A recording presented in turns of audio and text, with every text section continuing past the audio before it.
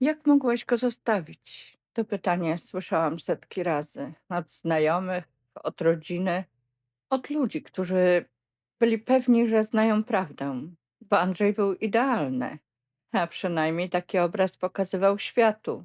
Nikt nie pytał mnie, dlaczego odeszłam. Nikt nie pytał, jak wyglądało życie za zamkniętymi drzwiami naszego domu. Wszyscy wiedzieli lepiej, a ja przez bardzo długi czas pozwalałam im w to wierzyć, aż do pewnego dnia. Telefon zadzwonił po raz pierwszy kilka minut później. Spojrzałam na ekran. Sylwia. Uśmiechnęłam się odruchowo. Znałyśmy się od ponad 20 lat. Przeżyłyśmy razem śluby, narodziny dzieci, przeprowadzki, choroby rodziców i wszystkie te małe katastrofy, które życie rozrzuca ludziom pod nogi. Byłam pewna, że dzwoni po prostu porozmawiać. Nie wiedziałam jeszcze, że tego ranka nic nie będzie już zwyczajne. Cześć, Sylwia. Po drugiej stronie panowała cisza, dziwna, nienaturalna. Taka, która pojawia się wtedy, gdy ktoś nie wie, jak zacząć rozmowę. Karolina, tak. Znów cisza. Poczułam niepokój. Powiedz mi, że to nieprawda. Zmarszczyłam brwi. Co nieprawda? Sylwia westchnęła ciężko. Andrzej. Przez chwilę nie odpowiedziałam. Patrzyłam przez okno na ogród. Na róże kołyszące się lekko na wietrze, na krople rosy błyszczące w porannym słońcu. Wiedziałam już, dokąd prowadzi ta rozmowa. Powiedz mi, że go nie zostawiłaś. Zamknęłam oczy. Tak, Sylwia, zostawiłam go. Po drugiej stronie zapadła cisza. Potem usłyszałam coś, czego nie spodziewałam się po niej nigdy. Karolina, ty chyba zwariowałaś. Słowa zawisły między nami, ciężkie, nieprzyjemne, obce. Wiesz przecież, jaki jest Andrzej. Tak, pomyślałam. Wiem. Może właśnie dlatego odeszłam. Ale tego już nie powiedziałam. On cię kocha. Spojrzałam na swój kubek z kawą. Był już prawie zimny. Czy on ci to powiedział? Dzwonił do mnie rano. No oczywiście, dzwonił. Karolina, on naprawdę cierpi. Patrzyłam przez okno, na ogród, na mgłę, która powoli znikała między wzgórzami brzozowego wzgórza. Jeszcze godzinę wcześniej wydawało mi się, że najtrudniejsze mam już za sobą. Myliłam się. To był dopiero początek. Nie minęło nawet pół godziny od rozmowy z Sylwią. Kubek kawy wystygł już całkowicie. Nie miałam siły zrobić sobie nowej. Telefon zadzwonił ponownie. Mama. Cześć, mamo. Po drugiej stronie panowała cisza. A potem usłyszałam coś, czego nigdy wcześniej nie słyszałam. Mama płakała. Naprawdę płakała. Karolinko. Serce ścisnęło mi się boleśnie. Dlaczego? Jej głos drżał. Córeczko, dlaczego? Spojrzałam przez okno. Na ogród, na róże, na brzozy poruszające się lekko na wietrze. Jak opowiedzieć 20 lat życia w 30 sekund? To nie stało się nagle. Mama pociągnęła nosem. Ale przecież było wam dobrze. Zamknęłam oczy. To zdanie. Jeszcze nie wiedziałam, że usłyszę je tego dnia wiele razy. Przecież było wam dobrze. Tak. Z zewnątrz wyglądało idealnie. Piękny dom, dzieci, wakacje, zdjęcia pełne uśmiechów. Tylko że zdjęcia nie pokazują wszystkiego. Nigdy nie pokazują wszystkiego. Mamo, nie, Karolinko. Jej głos załamał się. Nie rozumiem tego. Po prostu nie rozumiem. Przecież Andrzej cię kocha. Przecież tyle dla was robił. Przecież... Urwała. A potem zaczęła płakać jeszcze bardziej. Poczułam łzy pod powiekami. Przez chwilę panowała cisza. A potem powiedziała cicho. Tata chce z tobą porozmawiać. Usłyszałam szelest. Potem głos odsuwanego krzesła i głos ojca. Spokojny. Przemyślałaś to dobrze? Patrzyłam na ogród, na ścieżkę między różami, na miejsce, które znałam od lat. Tak. Naprawdę dobrze? Tak. W takim razie popełniasz największy błąd swojego życia. Po kolejnym telefonie nie wytrzymałam. Kiedy ekran w końcu zgasł, odłożyłam telefon na stół. Ukryłam twarz w dłoniach i pozwoliłam wszystkim emocjom wypłynąć. Żal, zmęczenie, samotność, strach, wszystko naraz. Jeszcze kilka godzin wcześniej wydawało mi się, że odzyskałam wolność. Teraz miałam wrażenie, że straciłam wszystkich. Przyjaciół, rodziców, znajomych, ludzi, którzy jeszcze wczoraj mówili, że mnie kochają. Pośród tego całego grona byłam sama. Znowu sama. Nie usłyszałam, kiedy syn wszedł do kuchni.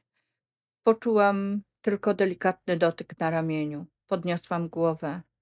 Stał obok mnie mój syn. Miał 12 lat. Objął mnie mocno. Tak po prostu, bez pytań, bez rad, bez ocen. Po prostu mnie objął. Dlaczego płaczesz? Próbowałam się uśmiechnąć. Nie wyszło. Nic takiego. Pokręcił głową, jakby wiedział, że kłamię. Potem zapytał cicho: tata znowu cię skrzywdził? Świat na chwilę się zatrzymał. Przez tyle lat byłam przekonana, że ukrywam prawdę, że chronię dzieci, że nie zauważają napięcia, że nie słyszą tego, czego nie wypowiadaliśmy na głos. Myliłam się. Dzieci słyszą więcej niż dorośli i widzą więcej niż nam się wydaje. Kilka chwil później do kuchni weszła jego siostra. Spojrzała na mnie, na niego, na moje zapłakane oczy i bez słowa przytuliła się z drugiej strony. Siedzieliśmy tak przez dłuższą chwilę, w ciszy. Po raz pierwszy tego dnia nie czułam się samotna. A potem zaczęły wracać wspomnienia, jedno po drugim, jak stare fotografie wyciągane z zakurzonego pudełka. Rodzinne grille, święta, wspólne wyjazdy, kolacje z przyjaciółmi, zdjęcia pełne uśmiechów, momenty, które wszyscy wspominali jako szczęśliwe. I nagle zaczęłam widzieć je inaczej. Nie oczami znajomych, ani Andrzeja, swoimi własnymi. Przypomniałam sobie wieczór, kiedy wszyscy śmiali się z jego żartów, a ja przez całą drogę do domu walczyłam ze łzami. Przypomniałam sobie wakacje, które na zdjęciach wyglądały idealnie, i samotność, którą czułam każdego dnia. Przypominałam sobie dziesiątki chwil, których nikt poza mną nie zauważył albo nie chciał zauważyć. Telefon wreszcie zamilkł. Za oknem poranek powoli ustępował miejsca zwyczajnemu dniowi, a ja zaczęłam wracać myślami do przeszłości. Przez lata próbowałam przekonać samą siebie, że przesadzam, że jestem przewrażliwiona, że źle interpretuję sytuację. W końcu słyszałam to tak często, że zaczęłam w to wierzyć. Jechałam do pracy, uśmiechałam się do ludzi. W porze lunchu zwykle siadaliśmy większą grupą. Kilka osób z biura, żarty, rozmowy, plotki. Teraz coraz częściej siedziałam sama. Ktoś nagle miał inne plany, ktoś inny musiał pilnie zadzwonić, jeszcze ktoś spotkał się z Andrzejem, albo szedł z nim na kawę, albo na lunch, albo po prostu siadał przy jego stoliku, a ja zostawałam przy swoim. Początkowo próbowałam udawać, że mi to nie przeszkadza, ale przeszkadzało. Bardzo. Któregoś dnia wzięłam ze sobą książkę. Nie dlatego, że miałam ochotę czytać, tylko dlatego, że łatwiej było patrzeć na strony niż na puste krzesła. I tak powstał nowy rytuał.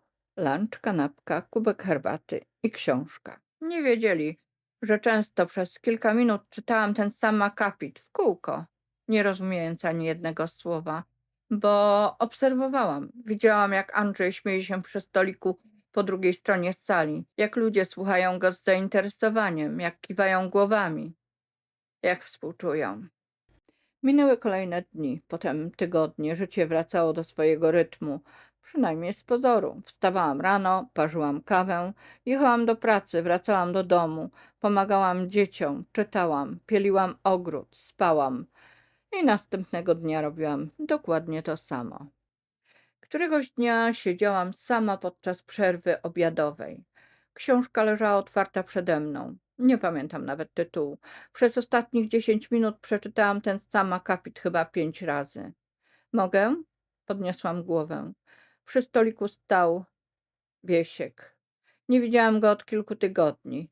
Słyszałam tylko, że był na zwolnieniu. Jasne. Usiadł naprzeciwko, postawił kubek kawy. Przez chwilę jedliśmy w ciszy. Wiesz, powiedział nagle, wróciłem do pracy i mam wrażenie, że ominęło mnie pół sezonu jakiegoś serialu. Pierwszy raz od wielu dni uśmiechnęłam się naprawdę. To chyba dobry serial, raczej męczący. Przez chwilę znów było cicho. Mogę cię o coś spytać? Spróbuj. Czy ty naprawdę zrobiłaś coś tak strasznego, jak wszyscy opowiadają? A co opowiadają? Właściwie nic konkretnego, wzruszył ramionami. I to jest chyba najdziwniejsze. Spojrzałam na niego uważnie. Co masz na myśli? Wiesiek chwilę milczał. Nigdy ci tego nie mówiłem, bo nie było powodu. Spojrzał na swoje dłonie. Kilka lat temu Andrzej obiecał pomóc jednemu człowiekowi, koledze. Tamten naprawdę go potrzebował. Zamilkł. I nic. Andrzej znalazł lepszą okazję, bardziej opłacalną. Tamten człowiek został sam. Zmarszczyłem brwi. To wszystko? To wszystko. Po chwili dodał. Właśnie dlatego nie mogłem o tym zapomnieć, bo dla wszystkich był bohaterem, a ja widziałem wtedy zupełnie coś innego. Siedzieliśmy jeszcze chwilę w ciszy i pomyślałam sobie, że może nie tylko ja widziałam pewne rzeczy. Może przez te wszystkie lata były też inne osoby, takie, które coś zauważyły, ale podobnie jak ja nie wiedziały, czy wolno im ufać własnym oczom. Życie nadal toczyło się swoim rytmem. Praca, dom, dzieci, ogród, książki. A jednak coś się zmieniło. Po raz pierwszy od lat przestałam zadawać sobie pytanie, czy ja naprawdę przesadzam? Któregoś popołudnia wracałam z pracy. Wstąpiłam do małej kawiarni przy rynku. Chciałam kupić kawę na wynos, nic więcej. Stałam przy lodzie, kiedy usłyszałam znajomy głos. Karolina? Odwróciłam się. Przez chwilę nie mogłam sobie przypomnieć, skąd ją znam. Potem pamięć wróciła. Natalia. Kilka lat wcześniej pracowała przez jakiś czas w firmie Andrzeja. Młoda, ambitna, bardzo inteligentna. Dawno cię nie widziałam, powiedziała. Uśmiechnęłam się. To prawda. Przez chwilę rozmawiałyśmy o niczym. Pogodzie, pracy, życiu. Potem zapadła niezręczna cisza. Natalia patrzyła gdzieś obok mnie. Słyszałam o was. Skinęłam głową. Tak. Przykro mi. Po raz pierwszy od wielu tygodni ktoś nie powiedział, jak mogłaś. Po prostu. Przykro mi. Już miałam podziękować i odejść, kiedy Natalia powiedziała coś jeszcze. Tak cicho, że prawie tego nie usłyszałam. Powinnam była cię przeprosić już dawno temu. Spojrzałam na nią zaskoczona. Za co? Natalia spuściła wzrok. Długo milczała. A potem powiedziała, bo kiedyś wydawało mi się, że Andrzej się mną interesuje. Serce zabiło mi mocniej. Nie dlatego, że byłam zaskoczona, bo nie byłam. Zaskoczyło mnie coś innego. Po raz pierwszy ktoś mówi o tym głośno. To było dawno temu. Naprawdę. Uśmiechnęła się smutno. Właśnie dlatego tak długo niczego nie rozumiałam. Siedziałyśmy przy stoliku prawie godzinę i usłyszałam historię, której nigdy wcześniej nie znałam. A potem nic. Pewnego dnia Andrzej po prostu przestał się odzywać, jakby ktoś zgasił światło. Długo myślałam, że zrobiłam coś źle. Powiedziała to tak cicho, że prawie nie słyszałam. A potem zobaczyłam, że podobne rzeczy zdarzały się też innym kobietom. Milczałam, bo nagle przypomniałam sobie wszystkie te kobiety, wszystkie te rozmowy, spojrzenia, te chwile, które przez lata próbowałam sobie tłumaczyć. Natalia pokręciła głową. Wiesz, co jest najgorsze? Co? Do dziś jestem pewna, że Andrzej uważa się za porządnego człowieka. Po tych słowach długo siedziałam sama przy oknie. Patrzyłam na deszcz spływający po szybie i po raz pierwszy zaczęłam rozumieć coś bardzo ważnego. Nie wszyscy byli ofiarami Andrzeja, to byłoby za proste, ale wielu ludzi przez lata dostawało od niego tylko tyle uwagi, ile było mu potrzebne, a potem zostawali sami, dokładnie tak jak ja. Któregoś dnia wracałam z pracy, nic szczególnego, zwyczajny dzień. Przed sklepem spotkałam panią Zofię. Mieszkała w Brzozowym Wzgórzu od zawsze. Była jedną z tych osób, które wiedzą wszystko o wszystkich. Przez moment pomyślałam nawet, że zaraz usłyszę kolejną wersję „Jak mogłaś?” Ale tym razem było inaczej. Pani Zofia zatrzymała się przy mnie, spojrzała uważnie, jakby nad czymś się zastanawiała. „Karolinko?” „Tak?” Starsza kobieta poprawiła szalik. „Mogę ci coś powiedzieć?” Skinęłam głową. Nigdy nie rozumiałam jednej rzeczy. Czekałam. „Dlaczego zawsze przepraszałaś za Andrzeja?” Przez chwilę nie wiedziałam, co odpowiedzieć. „Słucham?”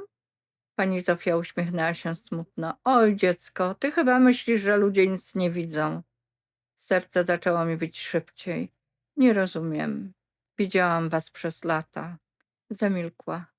„Widziałam, jak tłumaczyła się jego spóźnienia, jak usprawiedliwiałaś jego zachowanie. Przepraszałaś za rzeczy, których sama nie zrobiłaś.” Patrzyłam na nią w milczeniu, bo nagle przypomniałam sobie dziesiątki takich sytuacji, setki. Pani Zofia westchnęła. „Wiesz, długo myślałam, że jesteś po prostu bardzo cierpliwa.” Po chwili dodała cicho. „Dzisiaj myślę, że byłaś bardzo samotna.” Nie płakałam. Nie tym razem. Po prostu stałam przed sklepem i słuchałam. Bo po raz pierwszy ktoś nie mówił mi o Andrzeju. Mówił o mnie. Kiedy wracałam tego wieczoru do domu, długo myślałam o słowach pani Zofii. Przez wszystkie te tygodnie słyszałam kolejne historie o Andrzeju. Kolejne rysy, kolejne pęknięcia. A może największe odkrycie było zupełnie nowe? Może przez te wszystkie lata tak bardzo skupiałam się na ratowaniu naszego małżeństwa, że przestałam widzieć samą siebie. Nie pamiętam dokładnie, kiedy to się stało. Naprawdę. Nie było żadnej wielkiej chwili, żadnego przełomu, żadnej muzyki w tle.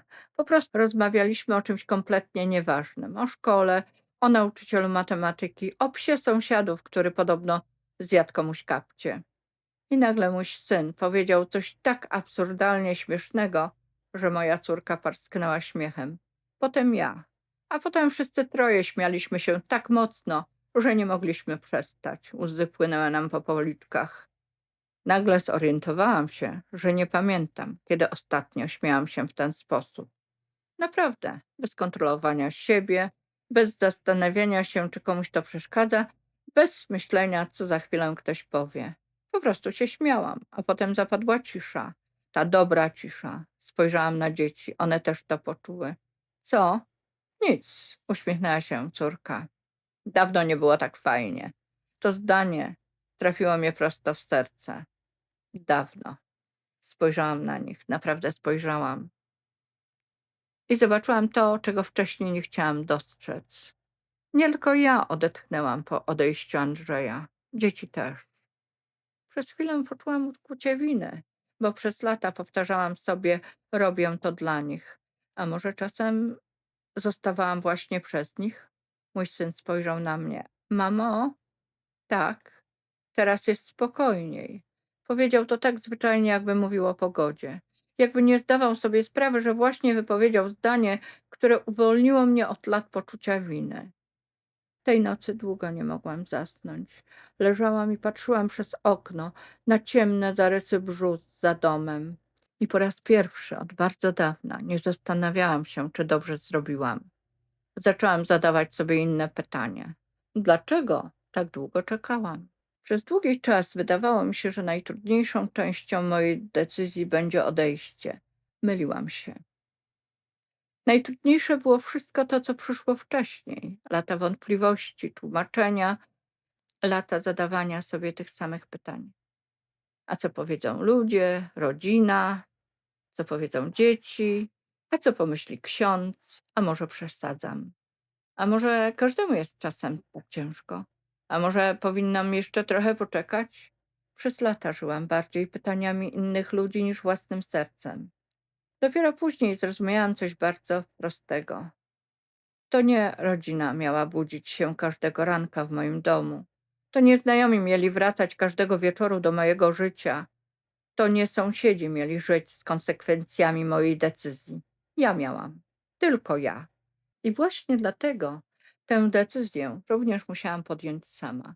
Dzisiaj, gdybym spotkała kobietę stojącą przed podobnym wyborem, nie powiedziałabym jej odejdź. Nie powiedziałabym jej też zostań, bo nikt nie zna historii drugiego człowieka. Zadałabym jej jedno pytanie: czy możesz swobodnie oddychać przy tej osobie? Naprawdę swobodnie. Czy możesz śmiać się bez lęku? Czy możesz mieć własne zdanie? Czy możesz popełniać błędy? Czy możesz być sobą? A twoje dzieci? Czy one oddychają swobodnie? Czy czują spokój? Czy mogą być dziećmi? Czy uczą się miłości? Czy tylko przyzwyczajają się do napięcia? Bo czasem człowiek tak bardzo przyzwyczaja się do ciężaru, że przestaje go zauważać. Tak długo nosi kamień, że zaczyna uważać go za część siebie, a potem któregoś dnia odkłada go na ziemię i nagle odkrywa, że potrafi iść dużo dalej, niż kiedykolwiek przypuszczał. Nie wiem, czy podjęłam idealną decyzję. Nie wiem nawet, czy takie decyzje istnieją. Wiem tylko jedno. Pierwszego poranka po rozstaniu wyszłam do ogrodu.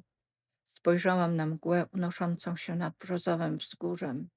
Wzięłam głęboki oddech i po raz pierwszy od wielu lat poczułam, że naprawdę oddycham.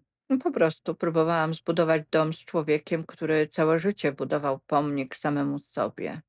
To był moment, w którym wszystko stało się jasne. Nie poczułam gniewu, ani satysfakcji, ani nawet zwycięstwa. Poczułam spokój. Posąg, który przez lata podziwiali wszyscy wokół, zaczął pękać sam. Nie dlatego, że go przewróciłam albo rzuciłam w niego kamieniami. Po prostu ludzie zaczęli patrzeć uważniej. A kiedy człowiek naprawdę patrzy, czasem widzi więcej niż chciał zobaczyć. Tamtego wieczoru siedziałam na tarasie z kubkiem kawy w dłoni. Patrzyłam na brzozy kołyszące się na wietrze i po raz pierwszy od bardzo dawna nie myślałam o Andrzeju. Myślałam o sobie i o tym, jak pięknie jest odzyskać własne życie.